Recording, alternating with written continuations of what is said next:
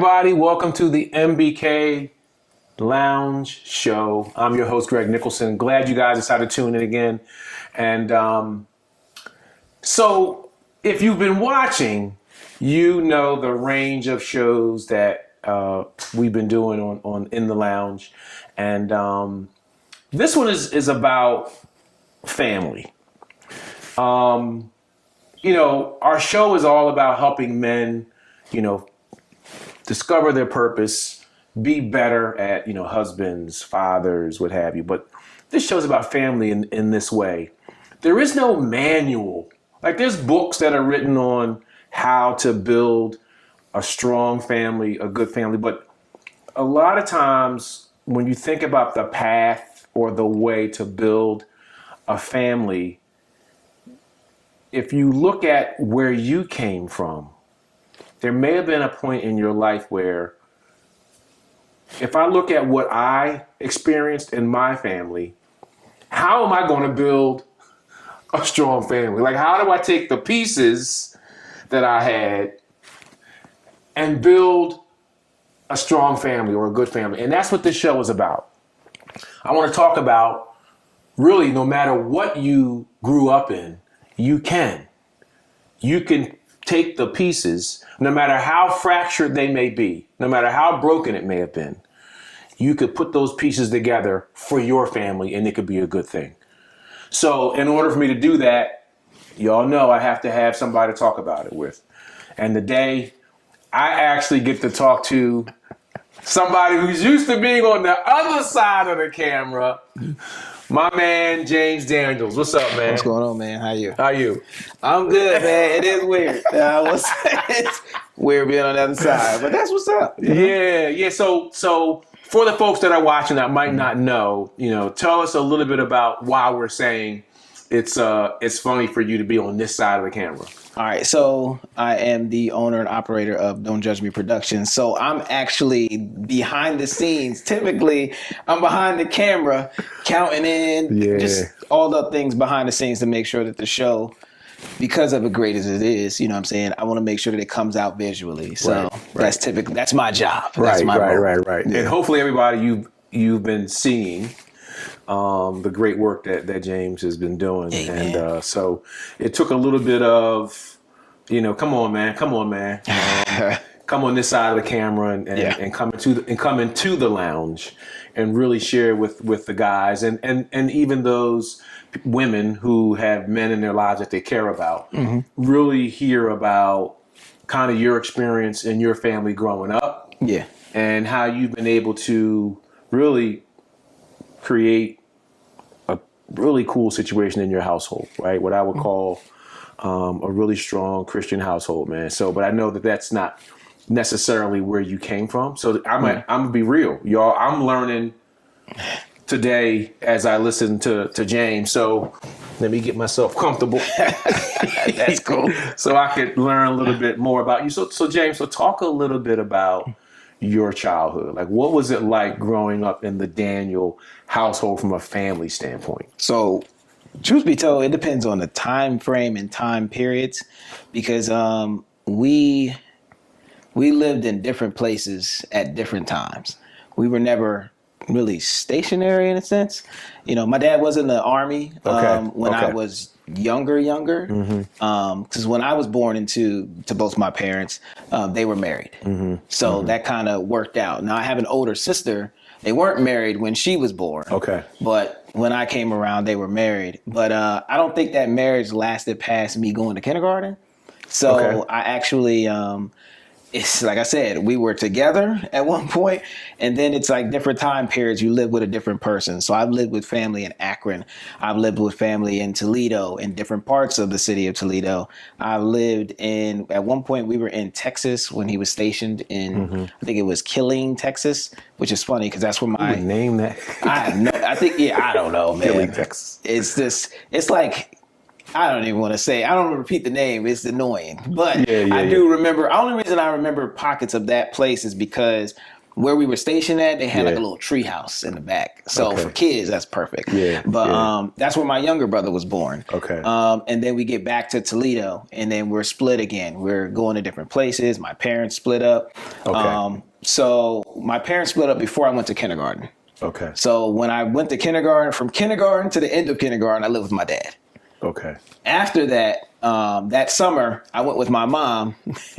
kind of wasn't necessarily like, I know I'm going to stay with her. Yeah. But I went with her to get ice cream. I just never went back to my dad's house. Wait a minute. That was the story. You were going to get ice cream? That's really how I went. Because I remember driving. My grandmother lived out in the country, my grandmother Daniels. And we loved her house. Because first off, she, hands down, one of the greatest human beings I have ever met. Wow. And she was like a straight shooter. But she was just so kind with it that you had to be like, she right. I am acting stupid. Like, Yeah. But I remember looking out the back window of my mom's boyfriend at the time, car, and like not knowing that's going to be the last time I see this place for a while. Wow. So moved with her, and I stayed with my mom from first grade into part of my second grade year. Mm-hmm. And then unfortunately we had a series of events take place that we were basically taken from her, and then her mother took us in. So when her mother took us in, it was me and my sister, and then my younger brother came along as well. And then I was there until I was 13. Wow. So it's funny because I was sitting here saying to myself when you were talking about living in different situations, and at first I thought, well, maybe someone was in the military and your father was, but I had no idea when you were saying your movements, it wasn't just because of the military, it was because of all the changes that were going on in your household. Yeah. What was that like for you with all of that movement, whether it was to get the ice cream, you know what I mean? Like, they're not to overly joke, but it's like, what was all that movement like for you where you're with both parents and with your mom and your grandmom, and what was that like, man? Honestly, it's kind of terrible. So if I'm being honest, I always wanted to be, I just wanted somebody to want us or want me specifically, if I'm being honest, because it felt like my siblings were they were cool. In my mind, they probably were dealing with, well, I know now, they were dealing with their own things. But to me, it was just like, man, somebody's got to want us. You know what I'm saying? Yeah. We got to find somewhere to stay that's going to be consistent. You know, I had great memories in the different places, but it was always short-lived. Yeah. So it's kind of like, okay, cool.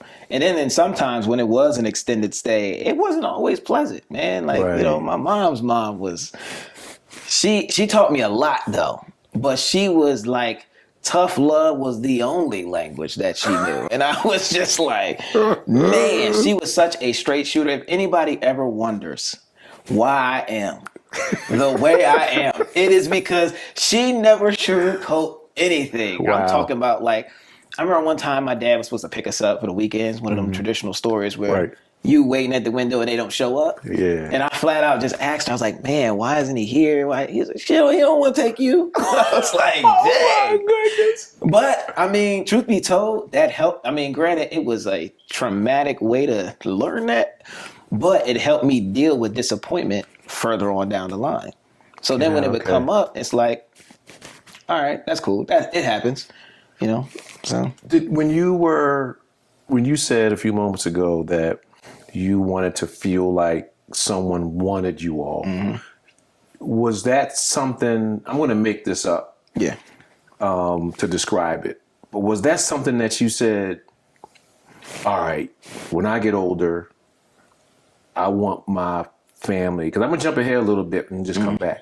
That's cool. Did I want whatever I do, I want my kids to feel wanted, or that's something that you want to make sure that people that you care about feel that way, or not yet? You just wanted someone to want y'all?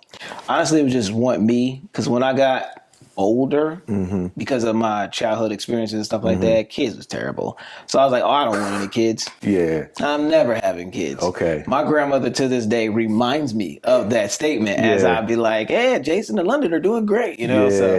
But yeah, I definitely never wanted kids. I didn't think about marriage. Right. At a certain point, I just was like, man, if I make it to 18, this is gonna be clutch. Yeah, because Toledo, Ohio. When I tell people I'm from Ohio, they assume cornfields, farms. Right. But I'm from Toledo, Ohio, which is right on Lake Erie. Right. South side of Toledo, Ohio. So the majority of my time was spent on Tecumseh Street. Tecumseh Street and the area surrounding, there's a lot of gang activity, drug activity. Yeah. You see that on the way to school, you see it on the way home. It's there. It's still there, if I'm being honest. Right. And it's not necessarily the greatest environments to grow up in. Right. But again, you know, when you go through all the traumatic experiences and stuff like that, it does kind of shape how you view life, how you approach life. So, and the reason why I asked you that question is because, and I'm going to ask you again, when did you start making decisions about your current situation? But that's so I'm going to put a pin in that for now.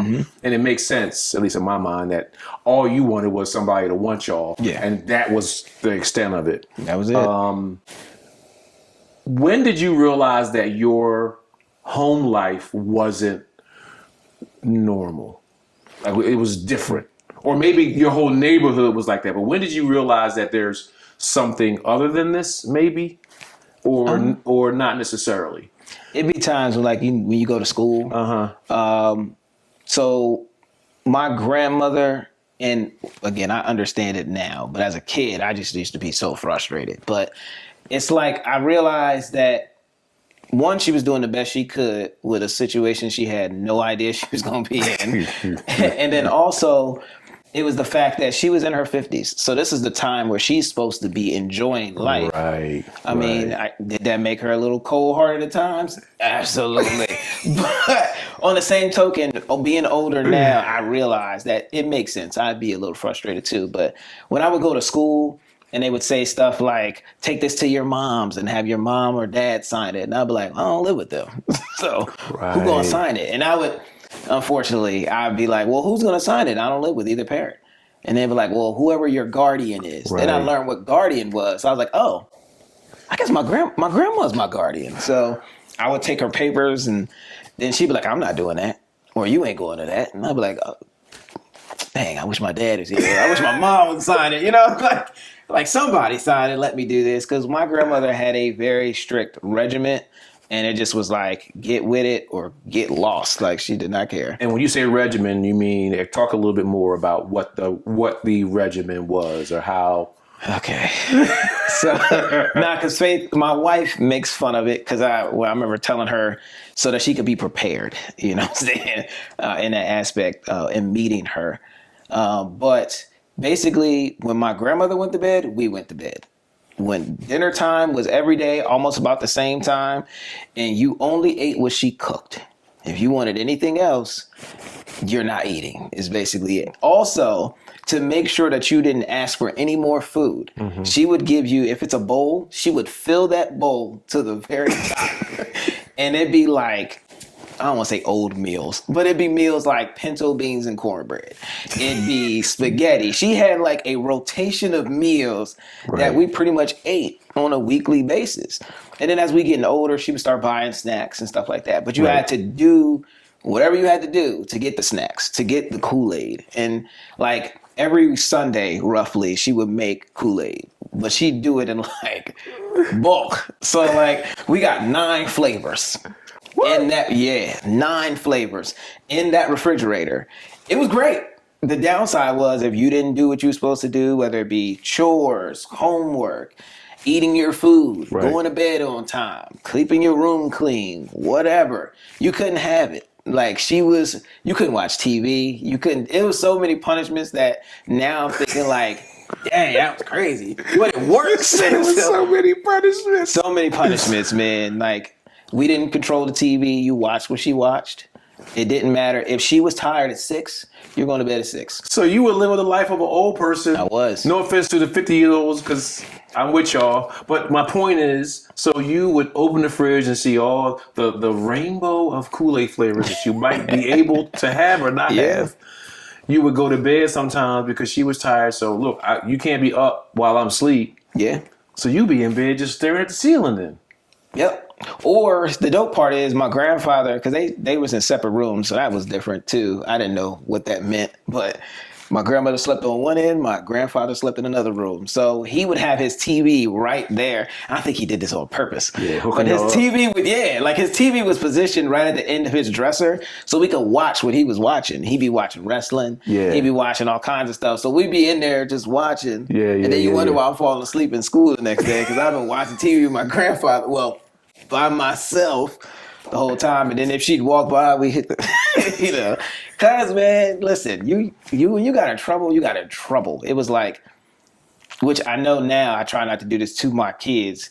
It's like everybody knew, and it was like I did one thing. There's no need for everybody to tell me about myself. you know. So, it was a time. How did you cope with what you were going through? And there might be more that you want to share, because some people might be thinking, well, yeah, I grew up in a strict household too. Mm-hmm. Is there something about, before I get to the cope, let me ask, so just in case somebody's out there going, man, that ain't. Yeah. And look, we ain't trying to one up the world. You know what I mean? Like, nah, not at this all. is supposed to be the worst situation ever, but it was enough to where, you know, it was something that you definitely knew you wanted to do differently at some point in your life. Yeah. How did you get through? How did you cope with all of what was happening? I did a lot of reading. Mm-hmm. So I read, I wrote, I stayed at school. When I remember once, several years, I tried to do summer school. Wait. Because, so school was my safe haven. Okay. When I say that I loved everything about school, minus the lunch, but I loved everything about school. Minus the lunch. You got to include that in this comment. So go ahead. Listen. Don't skip over that. Minus the lunch. Okay. Because I'm a picky eater. But whatever my grandmother made, I would eat that because she could cook. Right. And I didn't have a choice. But at school, I got a choice. I don't want to eat that. Yeah. I'll go home and eat. I know I got a full bowl of something waiting for me. Right. But I found so much safe space in school and learning. So engulfing myself in anything was way better than going home at times. So I used to tell people that I never had a place that I actually wanted to be at that I could call home. Like I never wanted to go home. Wow. You know what I mean? Living with my grandma, I was very grateful that she took us in. Yeah. But every day I was reminded that we weren't supposed to be there. Wow. So I just was like, well, I don't want to go to that. And there's so many restrictions. I can't go outside for long periods of time. Right. I can't go past the porch. You know how small the porch is? Like, I mean, all my friends are everywhere except the porch. And I can't go. We couldn't go to the park. There was a park down the street. Now, interestingly enough, I understood why after a certain incident took place where there was some shooting at the park and we were there. We weren't supposed to be there. Right. So it was a protection thing. I earned that whooping that day. I'm not going to lie to you. I earned that one. I just was like, this makes sense. It was bad too, because you came home and like the dude was shooting at a person and they were running towards us. So I was like, you're putting kids in harm's way? He doesn't care. No, he's just trying to shoot that person. Yeah, and also the way my grandmother was set up, if my brother got in trouble or did something he wasn't supposed to, I'm going to get in trouble. What? So on that day, I remember him playing around and I see the guy shooting and going towards us. And I just mushed his face in the sand and just jumped down with him. Right. And then by the time we can't get the sand all the way out. Sand is everywhere once you're in there. Yeah. So I was like, we just got to go home. Right. We went home. She saw all that sand. I told y'all. Next thing you know, we getting a whooping by her. We getting a whooping by my grandfather. My uncle's coming over. That means we about to get another whooping. Oh, my. Yeah, it was just, we earned it. I ain't going to lie. Yeah. We wasn't supposed to be there. But still. Yeah, it's past the porch. Yeah, it's way past it's way past the porch. She was the last house on the corner. Like, the park was all the way down the road. Yeah. So, long block, but it still was, you was way past it. So it sounds like, the neighborhood wasn't great. Yeah. Right? You mentioned that you wanted someone to take you, and your grandmother did, right? But I want to talk a little bit about I want to go a little deeper just around the emotions, the feelings. Was there a lot of love? like you talked about tough love. I don't know if that's before we came on or not, but was there genuine love that you felt either towards your parents and guardian, then mutually with your siblings? Was there not as much as you would have liked? Talk a little bit about the emotional part of the interactions with your family. Okay. So when it came to my mother's side of the family, I don't really think they like this. I'm not sure why, because as a kid, you don't control being here. But it just felt like they just didn't like us. We didn't really have a strong relationship with them. We still don't actually have a strong relationship with them at all. My father's side of the family, though, I think that's where the majority of the love came from. Okay. Now, they couldn't be 24/7 with the love and whatnot because they got their own lives going on, or they got other things they got to take care of. But essentially, my father's mother, that's where I was like, oh, she genuinely cares. Like, she's always here. She's always encouraging. Like, she's been encouraging me about my height since I was a kid.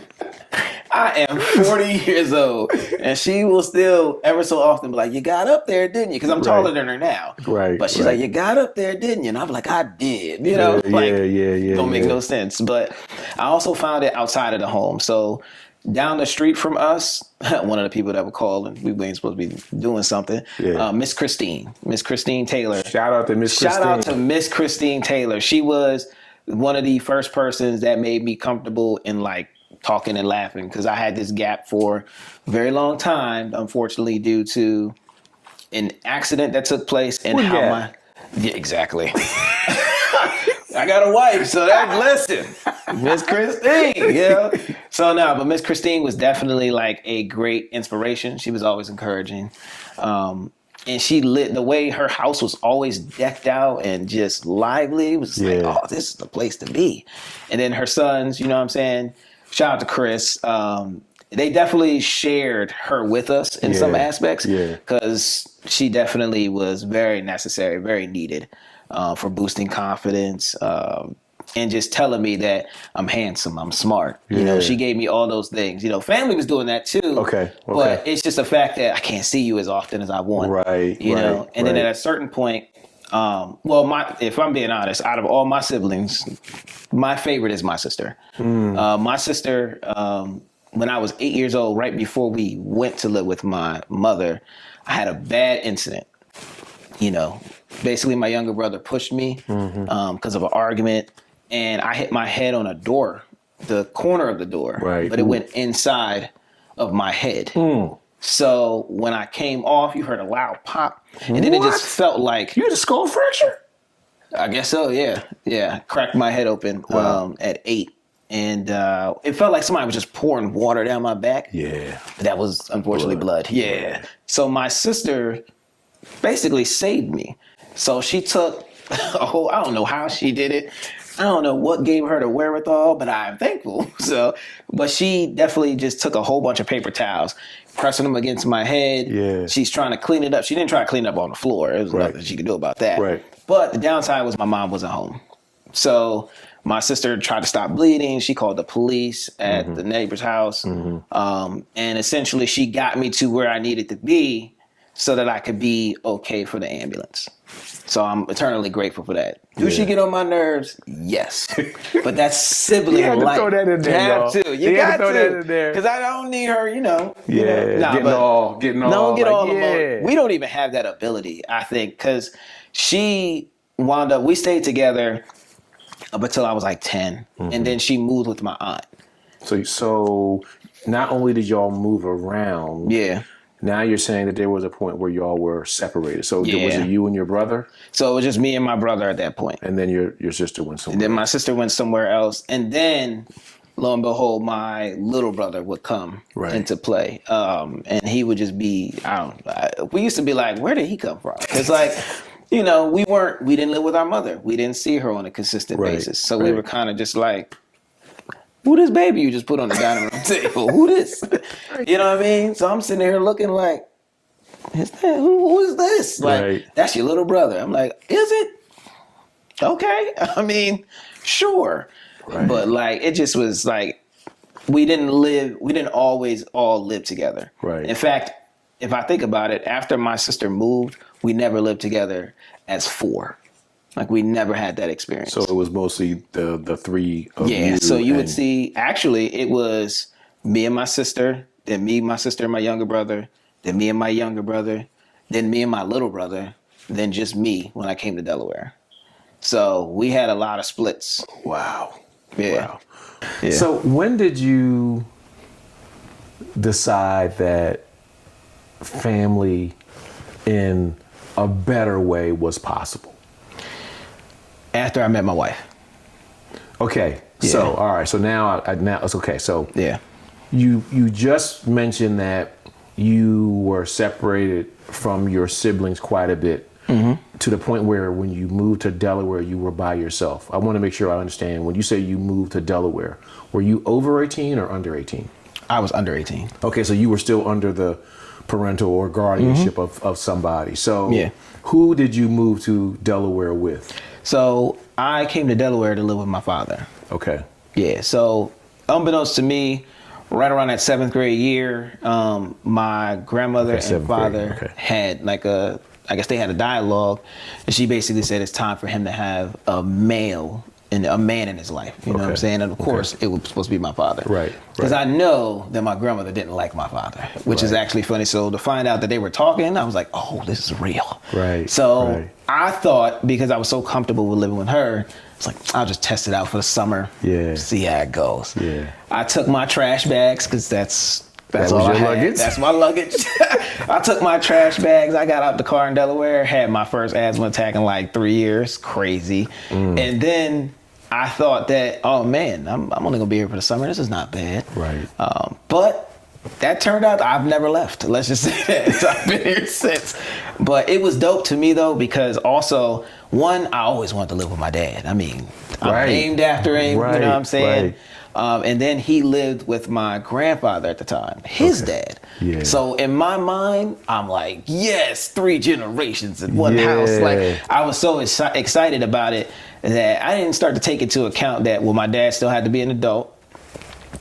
He still had to make some major moves. He still had to work. He had to do all those things. And then my grandfather was older. He ain't trying to take care of no other kids, even though he had a 9-year-old at the time. But still, he was just like, well, he had his youngest daughter. It was just like, he was like, I'm going to do this. Like, I'm going to get this done. And then I'm done. You know what I'm saying? Like, I'm completely done. But it was dope to me. I love the opportunity of what I thought it was going to be. So, okay, so we're going to come to that. So here's what you just identified. That with all of what you had been through, which I'm now realizing that there's a whole lot that is there, but you still wanted to be with your father. That speaks to that innate desire of boys wanting to be with their fathers. You know what I mean? It's like that's something that we want. And you just spoke to it after all of what you had seen, experienced in Ohio. That you were excited to come to Delaware and live with your dad. I was, because it was like, you know, I mean, I don't want to say he sold me a dream, but he definitely, he was talking me up too. And it just was like, I thought about all the times that I missed with him. So I'm like, oh, this is perfect. I get to rekindle that. I get to see what I read in these books. Maybe that's going to be me. When they ask, hey, let your parents sign this, I'm like, my dad will, like, you know. So I just was really excited about the opportunity, you know what I'm saying? Because it would have been him learning me as a teenager, a new teenager, and then me learning him, because I haven't lived with you since I was technically 5.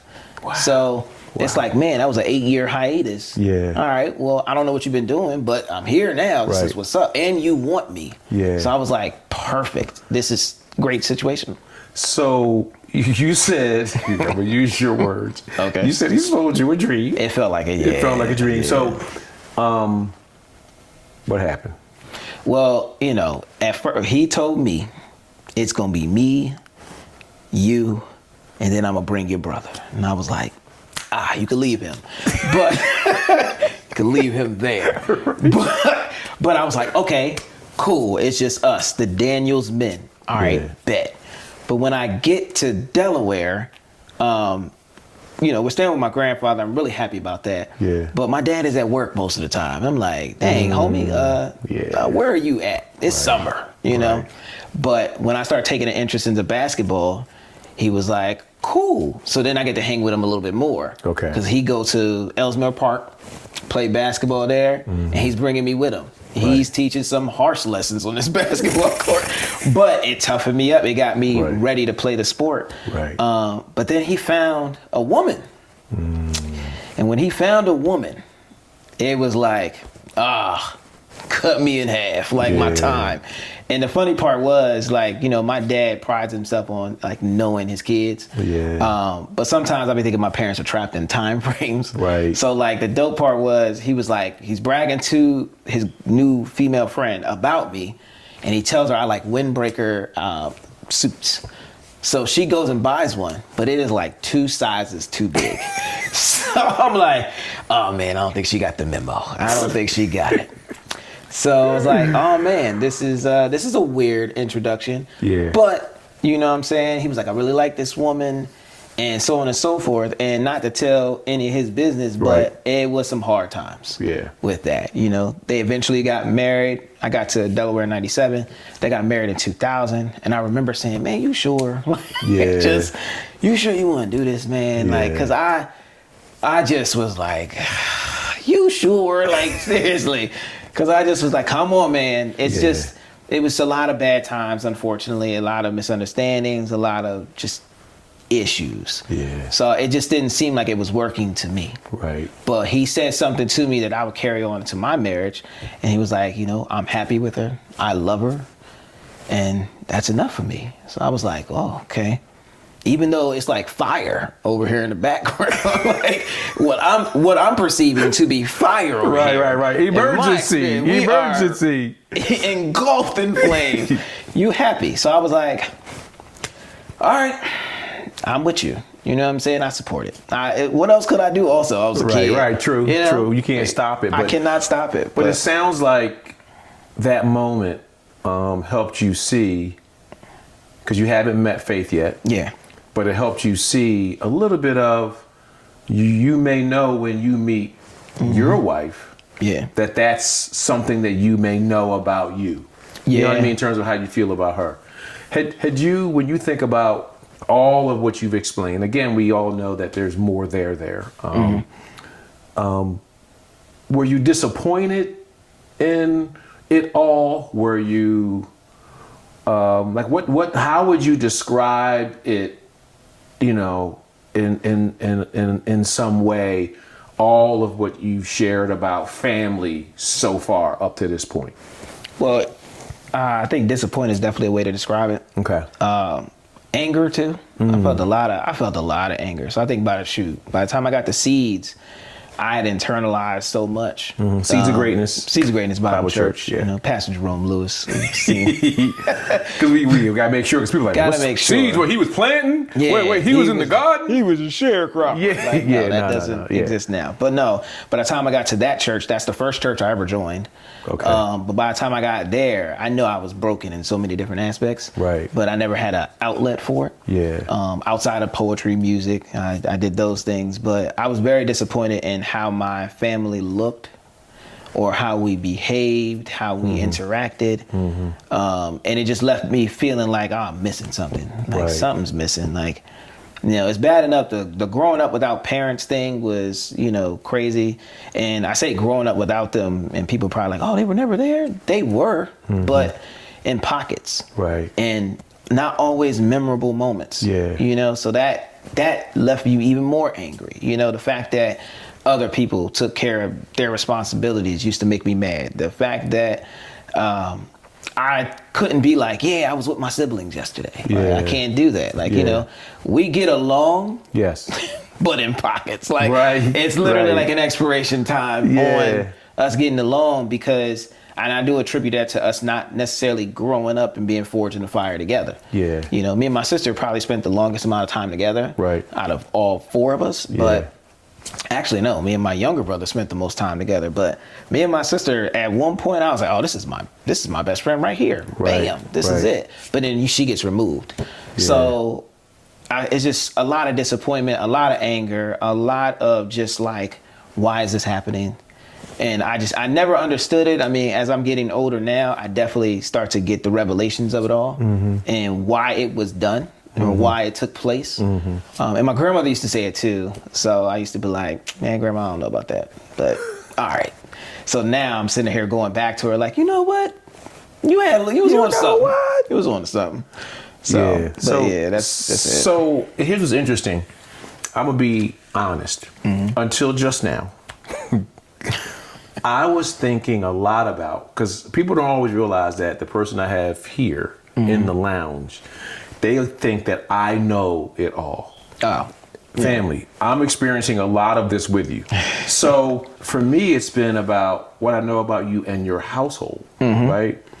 But there's an aspect of this that when it comes to what you had to try to fix, too, like there's the, what do I want my house to be? Yeah. And then, man, maybe I need to fix this, especially when you talk about now you're going to a church and you know about forgiveness and you know what I mean? So when I opened with the pieces being broken and then how do you put it back together to create a family? So talk a little bit about, now that you've experienced all of this and you have all those emotions, how you began to build your family in terms of what you wanted. And then talk a little bit about how you've had to, implement levels of rebuilding, reaching out with your family back in Ohio and maybe even here in Delaware. Okay. So when it came down to, me and Faith getting together, I knew she wanted a family. So it was more so like, I knew I wanted her. So I was like, well, I guess I got to have a family. Because before her, you still don't really want to... I didn't, up until college, I met Faith when I was 20 years old. So I never wanted a family. Even talking to her as a friend. Yeah. Because we were friends for like the first couple years of just knowing each other. But I never wanted a family. I didn't want no kids. I didn't want any of that. She used to be like, I do. And I'd be like, well, good for you. But like, I never wanted that. So then when we do get together and, this is the longest relationship I've ever had, I'm like, man, I got to start thinking about some things. Yeah. So fast forward to us getting married and it's now time. We talked about our family. I was like, all right, well, this is what I want. What do you want? We come and meet in the middle. We pray about it, and then God gives us exactly what we asked for in the exact order. I got my son first. He looks exactly like me. He sure does. My God, it is scary. I ain't gonna lie. I'll be looking like, that was me when I was 13. Yeah. And then I got my daughter second, and I got it like the order. I got the time frame. And then that was it. We had a rule, 3 kids or the age of 30, whichever one came first. Right. And we had to have a minimum of 2 years in between each child. And I didn't want to have kids until I got married because that's, that's a good thing. Listen, Christianity or religion aside, I didn't want that problem. Got you. I got to be married. And I also told Faith, I was like, I want to make sure you're going to be here. So, I don't want to have kids and then something happens. But she passed obviously all the tests. So we get the kids and I'm thinking like, well, there's so many things that I don't want them to experience that it kind of started me out in almost like a deficit.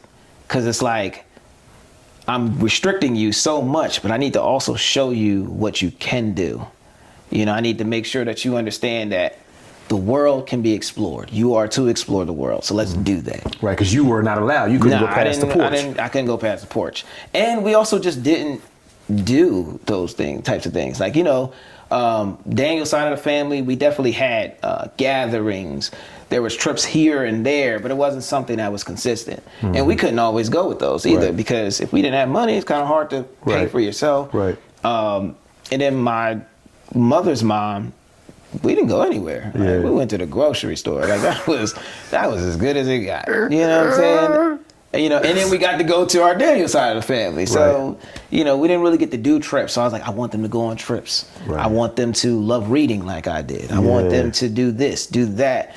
And the dope part about it is I will say Faith's family, I don't even like calling them in-laws at this point because they far exceeded in-laws, because like they were with me when I was angry. Yeah. So now it's like I'm gleaning from them so much more. Like I sat her father down and asked him a million questions because he said I could. Yeah. So I was took him up on it. Oh, absolutely. Took him to dinner. We went to go see a Washington Wizards game because for some reason he's a fan. And they got to throw a joke at it because that's just our relationship. Yeah, those Commanders too, right? No, he's not a Commanders fan. Good. He's a Chargers fan. Okay. Cool. You know what I'm saying? I support that. Whatever helps him sleep at night. But you know, that's my guy. Like he really sat there for hours and answered every question I had. So basically, and I'm glad you're speaking. I know I asked you two big questions, but it sounds like there were things once you realized you wanted to marry Faith. Yeah. That you did not want your kids to experience some of the stuff that you did. Like like you said, you went on trips. You wanted them to feel love. You wanted them to explore. You wanted them to love reading. You wanted them to not go through what you went through. And you talked it over with Faith to make sure that she was in the same place, and you guys prayed about it. And those are all, and then you talked to her father, which is great because there is no manual, right? But you know that if the pieces were just what you experienced, you know, there's got to be more, right? So he helped you. How did you get through? What about the anger part? Like, how did you... Is there, because someone out there is angry too. Was there counseling? Was there books? Was there friends? Like, how did you get through the anger part of trying to, you know, so that you could build a good family in your house and then even build back towards your extended family? I think the more and more I grew in my relationship with God, the calmer I got. And then I also started to see the other side of it all because I mean, I could be mad at my mother and father all day, but when I put myself in their shoes, it's like, wow, you were really just trying to figure it out. There was no manual. Right. You're right. There's no manual for raising the kid, and then there's also no manual for just living life. So you in a situation yourself trying to figure out how you're gonna get out of that. Right. Or you're in a situation you can't get out of and you're stuck, and then also you have a child. Or you have children. So, I mean, you know, I don't hold them to the same level of anger that I had before, but I do have disappointment still. You know, because that's a missed opportunity because now I have kids. You know what I'm saying? And like I said, my parents be trapped in time periods. So like in pockets. And I really think that my mother's trapped and I'm a kid still because I don't know, the way she talks to us is like, ma'am, I'm 40. Like, ma'am. Like, that's how I address her. And honestly speaking, I don't feel comfortable calling her mom. So if you've ever heard me talking to her, I'm just saying, hey, I don't say mom. At one point, I used to say her first name. I used to do that to both my parents. Not gonna lie. My dad is just to mess with him. Right. You know what I mean? We got the same name. I'm like, I'm talking to myself. What you mean? You know? But then again, in the family, I'm Jay. He's Curtis. So he goes by our middle name, and I'm Jay, just the third. But I just do it with him to mess with him. And I didn't start doing that until I was like 18. Gotcha. Because, you know, as much as I am disappointed in how my upbringing came, he stepped in at a point. Right. You know, was it the best experience? Absolutely not. Right. But it was the fact that he stepped in. Yeah. I got wanted at that point. So now I'm looking at it as like, all right, well, he made that opportunity, that choice. And then he had to make, again, figuring stuff out. He had to make other choices. So am I going to keep holding him to that? Because then that's going to hold me in a time period, and I don't want to be there. Right. So now my thought process is, like I talked to my sister about it a while ago. It's like, hey, we got kids. Let's make sure they grow up and know each other. Let's make sure they know us. You know what I mean? So when I call to my niece, shout out to Savannah. When I call her, like to her mom, I want her to be like, hey, uncle, and be excited. Not to be like, okay, so you said this is your brother, right? Like, I don't want her meeting me. I want her to know me. You know what I'm saying? Same thing for my little brother. My little brother has a daughter. Shout out to Kiki. You know what I'm saying? Kiki, do you love me? Shout out to Kiki. Kiki is so small, little spunk of energy, but like, I want them to know us. I don't want them to inherit the struggles we had. Yeah. You know what I'm saying? So that's another reason why you asked about anger. When it came to anger at Seeds, there's a person who's no longer there now, but they helped me get through anger. They were like a good foundation for it. His name is Damon Dukes. Damon Dukes. Damon Dukes. Shout out to Damon. Shout out to Damon. He definitely got me started on the healing journey of anger. Yeah. The downside is he also added to it when he left. So I was like, man, we just got here. But on the same token, that foundation was very necessary. And then people like Lou and Serge Pierce are two of the greatest people in my entire they're good people. Life. You know what I'm saying? They definitely good people. Were instrumental in helping me develop my young manhood, if you will, and just basically making sure that not only I saw the value in self, but also just kept pushing forward, like testing the boundaries, knowing that I'm doing good things. I'm doing well. You know what I mean? I don't have to be this, I can go on to this level. So it sounds like you made a decision, and there's so many people that have sat over there. The common thread is making a decision. Right? And obviously that decision needs to be rooted in something good, but it sounds like you decided, hey, look, I don't want my household to not have some of the things that you missed out on. Yeah. You also decided that you need to be someone who is more forgiving and more understanding towards your family, extended family. And you also realized that there were some things that you needed to do to help you individually, whether it was your father-in-law, whether it was the Pierces, whether it was prayer. I mean, there's all these different things that you've decided to do. And hopefully folks that are watching are realizing that you owned it. You said, hey, look, in order for me to take something that was broken and fractured or whatever, and to be able to build a strong family, household and extended, you needed to make that decision to make it happen. Yeah. As we begin to kind of wrap it up, is there anything else that you would want to share in closing for anyone to just understand how, despite it being fractured, you can build a strong, solid family? Is there anything else that you want to share? I guess I'll leave people with, it definitely does start with that choice. The choice to do better when you know better is a difficult choice. It's a difficult step to take, but once you take the first step, it does get easier. Holding on to things, unfortunately, I get to see what it looks like from a person who is holding on to and harboring all of the unfortunate things that took place to them as a child. So I think about it, I don't want that to be me. I don't want to also take that out on my wife. I don't want to take that out on my kids. I don't want to take that out on the people who interact with me on a day-to-day basis. And that's why I give Lou and Serge so much credit, because they were willing to, as people would say, put up with me early on. I mean, Faith is a trooper. She's been there since the beginning. She's actually witnessed some of the craziness, and she's still here. Look at that. Shout out to Faith, man. She changed you from a dude who didn't want to have family to have family. Yeah, I mean, she's the reason I got in church in general. So, it's just a matter of making the decision and sticking to it. It's not going to be easy. It's anything worth having is worth fighting for.